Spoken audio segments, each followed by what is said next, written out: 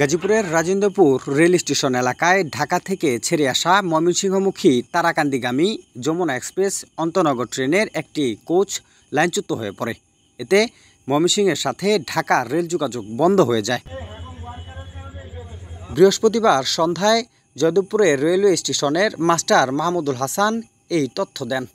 তিনি জানান, ঢাকা থেকে ছেড়ে আসা ময়মনসিংহের তারাকান্দিগামী যমুনা এক্সপ্রেস ট্রেনটি সন্ধ্যা 7টার দিকে গাজীপুরের রাজেন্দ্রপুর রেল স্টেশন এলাকায় পৌঁছলে রেলগেটের আগেই একটি কোচ লাইনচ্যুত হয়ে পড়ে।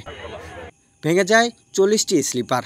এতে ময়মনসিংহের সাথে ঢাকার রেলপথে ট্রেন যোগাযোগ বন্ধ হয়ে পড়ে এবং বিষয়টি ঊর্ধ্বতন কর্তৃপক্ষের কাছে জানানো হয়। পরে 1.5 ঘন্টা পর উদ্ধার তৎপরতা কাজ শেষ হলে ঢাকার সাথে ময়মনসিংহ সড়কের ট্রেন চলাচল স্বাভাবিক হয়। সাদাত হুসাইন, এই সময়, গাজীপুর।